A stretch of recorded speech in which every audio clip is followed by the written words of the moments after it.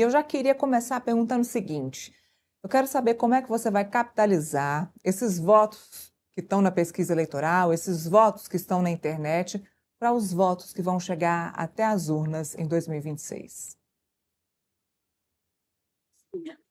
Como eu vou capitalizar? Eu vou buscar outros votos, né? Eu tenho que buscar mais, ainda não é o suficiente para ganhar e eu preciso, preciso de mais, né? Para ir para o segundo turno, eu preciso capturar pelo menos mais 20% do eleitorado.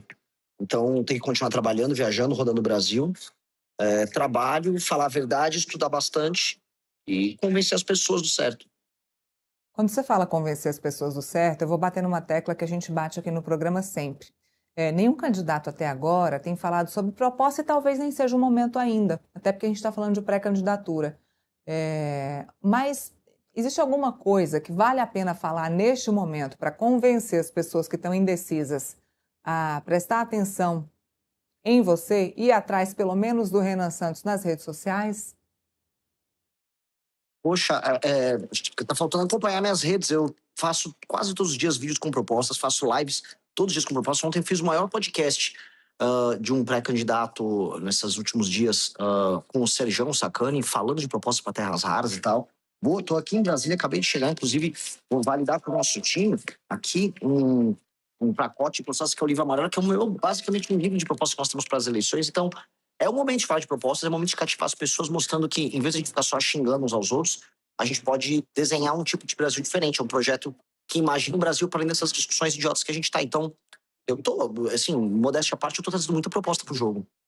Não, eu acompanho a sua rede social. Eu quero é que as outras pessoas acompanhem. É por isso que eu estou perguntando qual é a forma de angariar essas pessoas para essa rede social. Mas antes de continuar a nossa conversa, eu vou já chamar o Felipe, que é meu parceiro aqui no Contexto, para já agregar a nossa conversa aqui. Boa tarde, Renan. Prazer estar com você aqui no Contexto Metrópolis. Ô, Renan, eu queria dar um passo para trás e queria que você explicasse para a nossa audiência quem é o Renan Santos, né? É de direita ou esquerda? É bom lembrar que, dicotomicamente, né, direita é aquela pessoa que acredita no mercado e menos no Estado. Esquerda, mais no Estado e menos no mercado. O livro amarelo do MBL, por exemplo, do Missão, ele tem um teor intervencionista, ou seja, ele acredita no Estado. Ou seja, o teor é mais esquerdista, mais desenvolvimentista do que de direita, né? O outro conceito que tem é mais liberdade, a direita e a esquerda, prevalência da igualdade. Quando você pega, por exemplo, a proposta do MBL, com aquela lei anti-Oruan, é uma proposta que, do aspecto liberal, é de esquerda, porque é o autoritarismo do Estado querendo intervir e falar com o que o povo tem que ouvir e tem que ver. Então, eu queria que você explicasse, Renan Santos, é de direita ou esquerda? É conservador ou progressista? Olha, uma dicotomia boa entre direita e esquerda, que eu acho que é uma coisa bem interessante, a gente pode puxar até para além dessas discussões, por exemplo, da época da Revolução Francesa, é falar uma dicotomia entre ordem e caos, tá? Entre hierarquia e igualdade, vamos colocar aí, entre torre e praça. Tem até um ótimo livro do Noel Ferguson com isso. E a direita sendo mais hierárquica e buscando trazer ordem. Eu gosto disso, porque ao falar nesses termos, eu vou trazer propostas que estão presentes em países como Estados Unidos, Japão, mas países como China e Vietnã. As soluções que nós trazemos para diversos temas são soluções que são funcionais e que não querem se apegar ao rótulo. O problema no Brasil, a gente ficou tanto preso em rótulos, por vezes infantis, que as pessoas elas optam por simplificar o que elas querem dizer e acabam não entrando nas resoluções dos problemas.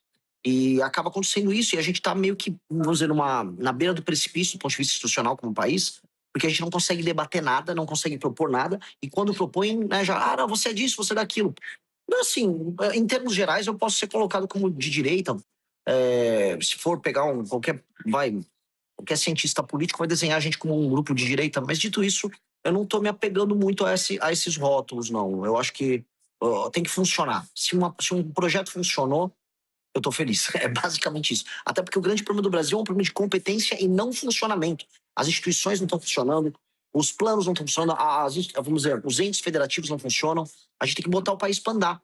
E se a proposta veio da China e dos Estados Unidos, eu realmente não estou ligando. Ô, Renan, você acredita que esse crescimento nessas últimas pesquisas, que foi um crescimento considerável, ele está diretamente ligado a esse escândalo aí do Flávio Bolsonaro, esse desgaste do Flávio Bolsonaro por conta do áudio do Flávio com o Daniel Porcaro? Modéstia à parte, eu acho que não. Eu já estava em todas as pesquisas Atlas uma curva de subida, que tem a ver com a diminuição do meu desconhecimento. Quem mais se beneficiou nessa pesquisa Atlas foi o Zema. O Zema, ele pega alguns eleitores, vamos dizer, naturais do bolsonarismo, que ele se coloca como um bolsonarista. Ele é um bolsonarista ali meio que no banco de reservas do Flávio. Né? Tipo, se o Flávio não for, eu entro aí para jogar e tal. E eu não, eu estou propondo algo novo, algo diferente. Então, eu estou construindo eleitorado. Por mais que deva ter vindo para mim alguma coisa em termos residuais, eu não fui o maior beneficiário disso. Eu acho que é uma curva constante de subida minha, tem a ver com justamente o convencimento do eleitorado sobre as minhas propostas. E quem você quer atingir? Se pudesse dizer, eu preciso atingir um público X, quem você precisa atingir? Para mim, essas coisas são por etapas, né? Então, primeiro eu queria buscar um público jovem e antenado em política, que é curioso intelectualmente, que quer buscar soluções novas para velhos problemas. Então, eu já comecei. Hoje, de acordo com o Pesquisa Atlas, eu lidero entre os jovens de 16 a 24 anos.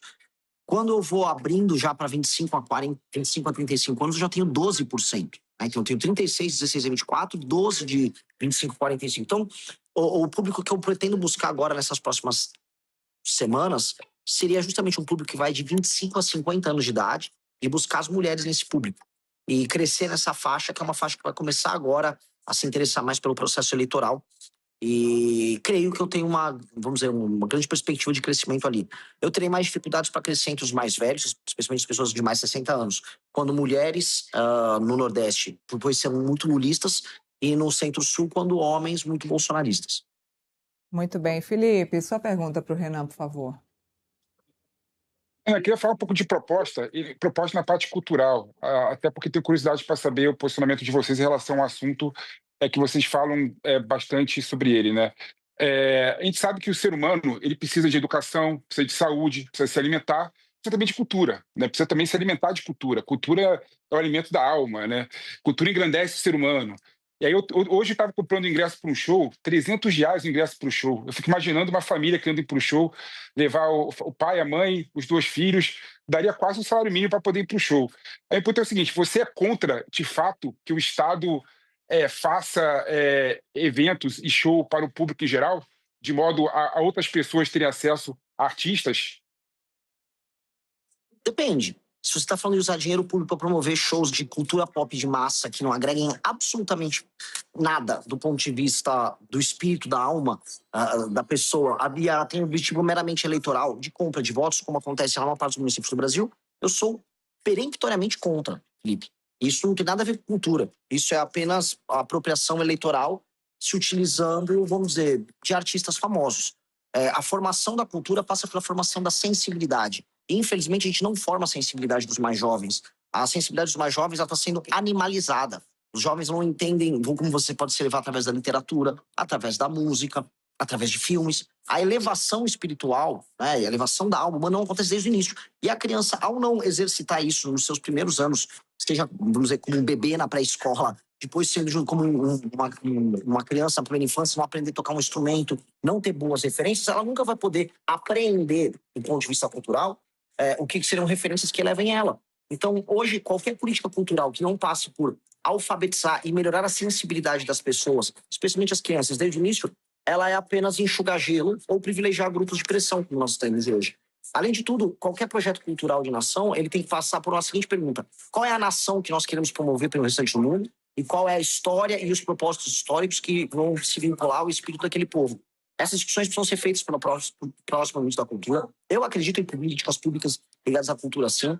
Eu acredito na capacidade de elevação que nós temos que ter. E eu entendo também do papel deletério que a cultura pop de massa tem quando conduzida, vamos dizer, por esse espírito tanto mercantilista que nós temos, quanto de espírito de qualquer, vamos dizer, obrigação com a elevação humana. Então, você tinha falado assim, Renan, você é contra o funk do Oruan tecendo o azul com o vermelho? Sim, eu pretendo proibir isso. Eu acho que quem está tecendo lousa ao crime organizado numa nação não deve nem se apropriar de dinheiro público para fazer show, como era o lance da lei anti-Oruan, quanto hoje, no momento em que eu vou colocar, quando ganhar a eleição para presidente da República, colocar o Estado brasileiro em guerra contra as facções, eles não vão ficar aqui promovendo os inimigos do Brasil que estão matando diariamente pessoas.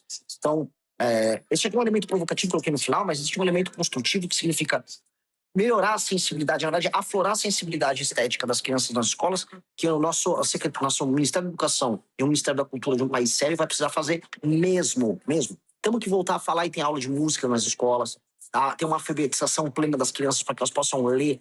Ler é a mais importante, talvez, de todas as referências que a gente possa ter, porque ao ler a pessoa imagina na cabeça dela aquelas cenas quando ela está lendo um romance e ela ajuda essa pessoa a criar um imaginário. Hoje ninguém lê, hoje ninguém cria imaginário, hoje as referências estão em vídeos muito curtos, então a gente precisa construir uma sociedade melhor através justamente da criação de uma sensibilidade desde a primeira infância. Renan, uma última pergunta. O senador Flávio Bolsonaro falou, e vários veículos de imprensa divulgaram isso, que nos primeiros debates, ou que em debates, em discussões políticas, ele não iria se houvesse a sua participação. Como é que você enxerga isso? Eu acho engraçado, né? Não, o que eu vou falar desse cara, assim? Antes eu iria, tripudiar, mas eu tô até com dó. De verdade, o Flávio não tem a menor ideia do que ele tá fazendo, então ele fica dando essas declarações horríveis, que se constrange as pessoas ao redor dele. Ele veio agora a público ontem falar que ele foi até a casa do Vorcaro naquele encontro para dizer: Vorcaro, seu dinheiro era sujo, tá? Não fala mais comigo. Achando que alguém acredita. Eu fico assim, eu não tenho tanta dó porque, né, tá milionário, né? O mais trouxa aí da família Bolsonaro deve ter dezenas de milhões de reais, mas não dá. Ele tem graves problemas cognitivos, ele é uma pessoa muito, assim, muito rudimentar. Vamos colocar assim, um sujeito muito rudimentar. Então não tem muito que eu possa nem tripudiar nele. É um misto de dó com vontade de botar a Polícia Federal no cangote dele, só isso. Bom, eu aproveito para chamar o intervalo comercial. Para quem está nos assistindo nos LG Channel, na verdade, eu encerro para quem está assistindo nos canais da LG Channels e no Fast TV, mas a gente continua a nossa programação normal para quem nos assiste aqui no YouTube. Eu passo a bola para a última pergunta aqui para o Felipe, para a gente encerrar a nossa entrevista com o Renan Santos.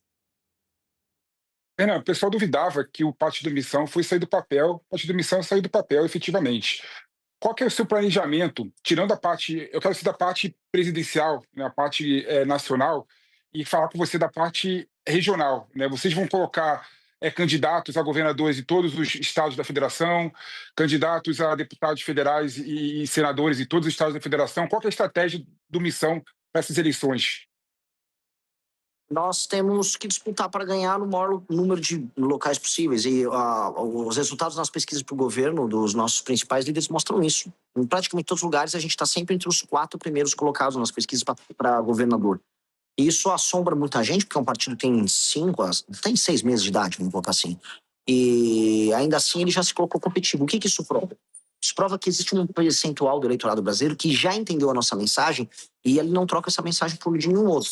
Portanto, havendo eleitores com essa perspectiva espalhados por todo o país, haverá um candidato da missão, seja para o governo, seja para deputados, para atender essa demanda. E nós estamos bem organizados, trabalhando muito para fazer isso acontecer da melhor maneira possível. A gente, graças a Deus, vai ter chapas montadas em todos os estados da federação.